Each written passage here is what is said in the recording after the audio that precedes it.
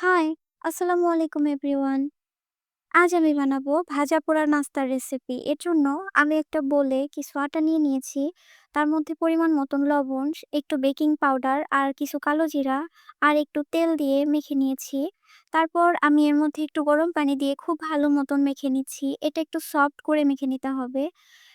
এটা খুব ভালো মতন মাখা হয়ে গেলে আমি কিছুক্ষণের জন্য রেস্টে রেখে দিব।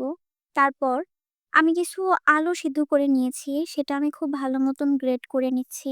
গ্রেট করে নিতে হবে, তাহলে আলুগুলো অনেক সফট হবে আর আলুগুলোর মধ্যে কোনো রকম কোনো দানা, দানা ভাব থাকবে না। তারপর আমি কিছু কাঁচামরিচ আর পেঁয়াজ সুন্দর মতন কেটে নিচ্ছি।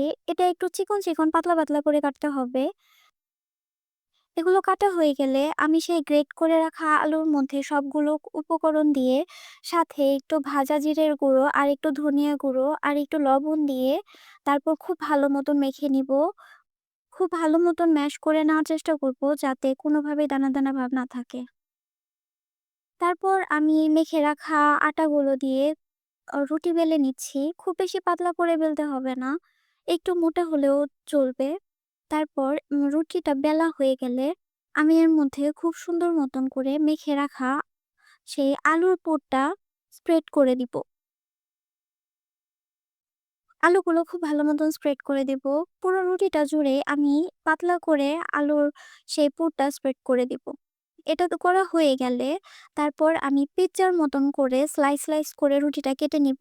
যদিও পিজ্জার স্লাইসগুলো একটু মোটা, মোটা থাকে, এটা অনেক পাতলা করতে হবে। আপনারা চাইলে মোটা করেও করতে পারেন।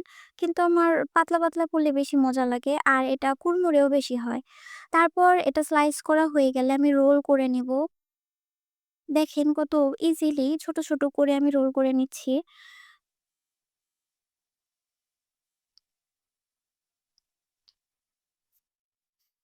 এভাবে করে আমি পুরো রুটির কাটা অংশগুলো রোল, রোল করে নিব। তারপর এটা রোল করা হয়ে গেলে আমি একটা পাত্র নিয়ে নিব। তারপর সেখানে আমি পরিমাণ মতন তেল দিয়ে দিব। একটু বেশি করে তেল দেওয়াই ভালো। তারপর তেলটা গরম হয়ে গেলে আমি সেই রোল করা রুটির টুকরোগুলো এখানে দিয়ে দিব। দেওয়ার পর এটা খুব ভালো মতন উল্টিয়ে পাল্টিয়ে ভাজতে হবে। নইলে এক পাশ হবে আরেক পাশ হবে না। আর এটা অল্প আঁচে ভাজলে বেশি ভালো হবে। এটা খেতে ক্রিস্পি হবে। এটা ভালো মতন করে ব্রাউন করে ভাজতে হবে। যে পর্যন্ত ব্রাউন কালার না হবে ওই পর্যন্ত এটা ভেজে যেতে হবে।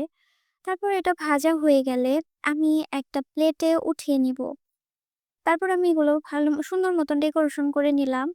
এই তো হয়ে গেল আমার রেসিপি। আমার চ্যানেলটি ভালো লেগে থাকলে সাবস্ক্রাইব করতে ভুলবেন না। আসসালামু আলাইকুম। আল্লাহ হাফেজ।